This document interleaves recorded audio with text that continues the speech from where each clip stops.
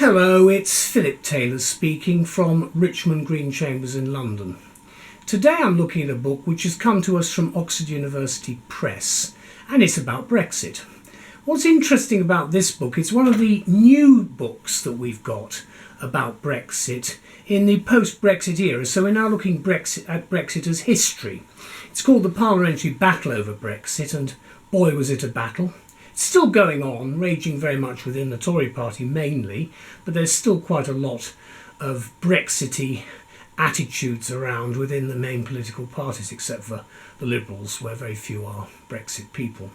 The book's been written by Meg Russell and Lisa James, and I've given the title of our book review the following: A Reflective Understanding with What is Now the History of Brexit.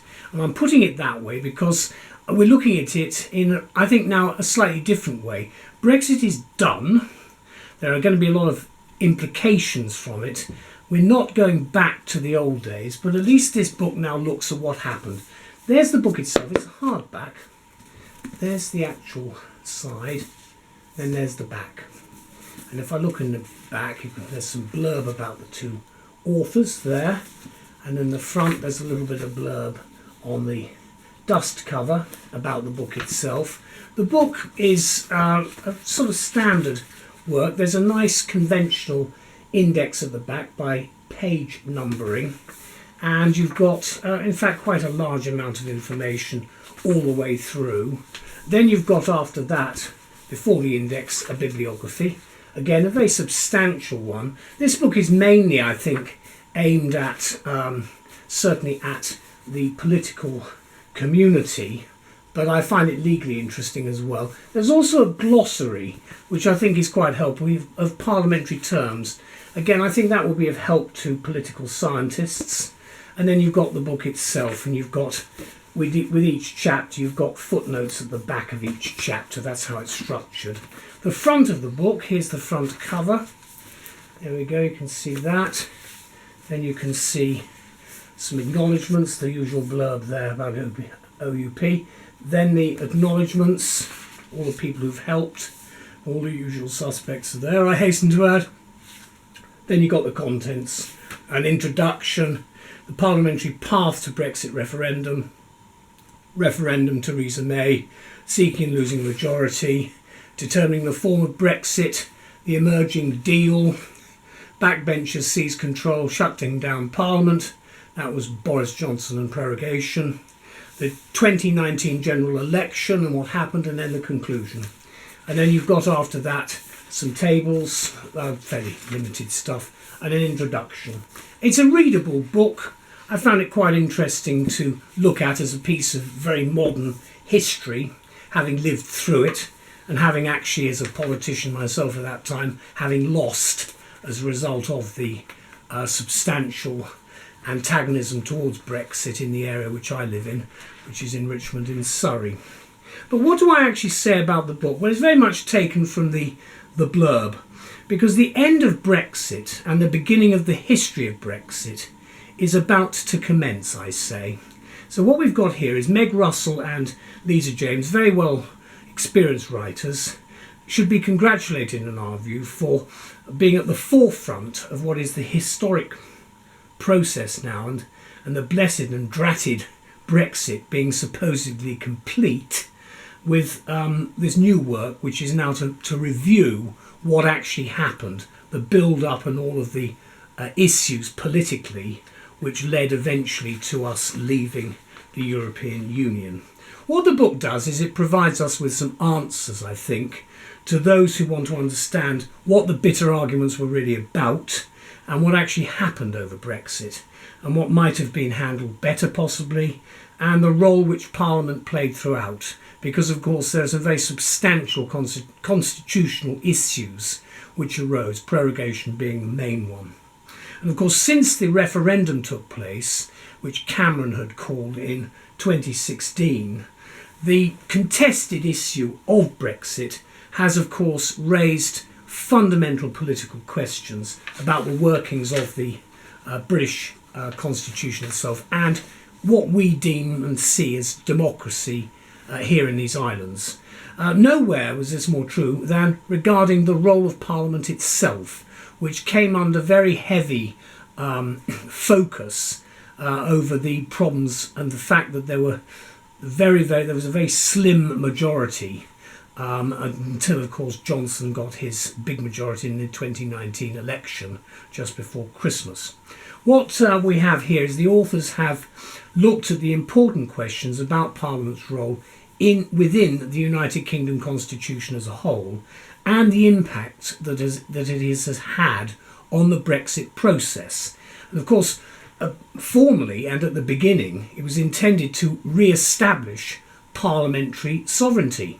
The biggest argument which people like Enoch Powell raised when we entered what was then the Common Market in 1973, 1st of January, the argument then was about losing sovereignty. And that in fact has been the issue all the way through, apart from a lot of other issues that go with it. But that's one of the big issues in my view. Brexit, of course, has actually caused, in many people's views, significant damage to the reputation of Parliament itself and to the what is called in this book by the authors, the wider culture of UK democracy. And I think they make a good point there, because clearly the difficulty I had as a Remainer was to recognise that we lost the vote in the referendum, 48 to 52. It was narrow, but we had to recognise, and I was stopped on the many campaigns that I have had since then. People would come up to me and say, "Do you believe in democracy?" And if I say yes, they would say, "Well, you should carry out the wishes of the public and make sure that Brexit works." And of course, there is no real answer except to say yes, of course, because that is the will of the people. However, what we have in this book is the charting of the full story of the Parliamentary Battle Over Brexit, as it's called, by Meg and Lisa. And they show it wasn't always what it seemed to be. And it's very easy, I have to say this as an older guy, very easy, having lived through momentous events and historic events. You see them in one particular way, and then they are looked at and they're reported in a rather different way from what you personally thought was happening. And of course, that will be the same with Brexit. What they've based their research on is careful documentary research and extensive interviews with the key protagonists, of which there are many. And what they are aiming to do is to explore multiple nail-biting moments, as they call them, procedural innovations and the political what-ifs that have taken place. And what they've taken is insider accounts of what has happened, alongside, of course, the massive, very extensive media coverage and the parliamentary debates. And I will say one thing about the media: it is more powerful probably now than it's ever been. We've got more channels, we've got many aspects of political commentary on the television and in the media generally. So it is really very substantial and a very forceful way of explaining what is happening, depending on your own point of view. What we get here, though, is the events of Brexit are being put into context and providing a clear and reliable document of record, which is what this book is intended to be, on what is a complex and disputed storyline. Ultimately, of course, the authors are arguing that Brexit was largely a battle within the Conservative Party itself, for which Parliament got the blame. Whether that's true or not is possibly controversial. Let me put it that way. I will accept, having been a member of the Conservative Party for over 50 years, that the strength and the feeling of those people who were against being strongly linked with Common Market, then the EC, then the basically the EU as it finally emerged, and the ever-increasing strong link with Europe was something that many people did not want, and clearly that was very much part of the Conservative Party in fighting. But I think it's a lot bigger than that, because one thing that become very apparent to me from my colleagues that I know from the Labour movement, one of whom is mentioned, Gisela Stewart is mentioned, of course. She's mentioned on the back cover as a Labour MP who very much supported Brexit, and Gisela and I certainly had discussions about our respective views. But clearly I suggest that whilst the main battle was in the Conservative Party, I think also the Labour Party had its own internal rumblings, and very much understated, some Liberal Democrats were clearly not happy with the European Union, but they've kept very, very quiet. So let me conclude by saying this. The book is insightful and it's comprehensive, and I think it's necessary reading for anyone who wants to get a broader understanding within British politics of what actually happened during those particular years from 2016 to 2019, and then of course finally leading to the leaving of the Britain leaving the European Union. What you've got here is what is described as the culture of UK democracy itself, and what is described as the challenges of populism and democratic backsliding. I don't know that I necessarily agree with that, because whilst I've always been strongly in favour of remaining in the European Union, I recognise the strength of feeling, and you just have to go and knock on people's doors to understand that. Forget about what's said by the talking heads on television. Go and speak to the people and you will find there's a very strong view on both sides. The thing is, the matter has now been dealt with, and whether we like it or not, we've left. So this book is a piece of history. The hardback edition was published by OUP on the 23rd of March 2023. Just another quick look at it. There it is again. There's a nice hardback.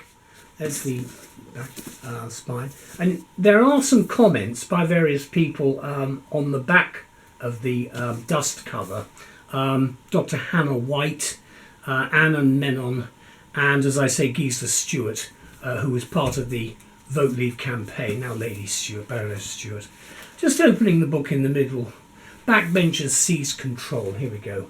There was really quite a lot of dissatisfaction, certainly within the Conservative Party. And I think a lot of it comes out quite well in this book, because you can see all of the problems which were related to the use of Parliament itself and the way in which certain things happened, which caused a tremendous amount of grief at the time. And I have to say, I still think has caused a tremendous amount of resentment, mainly again within the Conservative Party, but alas, also within the country as a whole. And I think that's where the difficulty has been, because at the same time as leaving the European Union, that happened.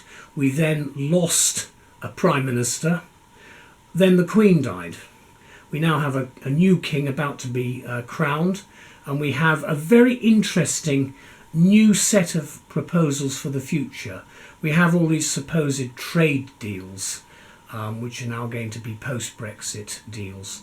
We'll wait and see what happens. I remain sceptical. In the meantime, thank you to Russell and James very much indeed for your excellent book. It's been a pleasure to review it. Thank you. Bye-bye.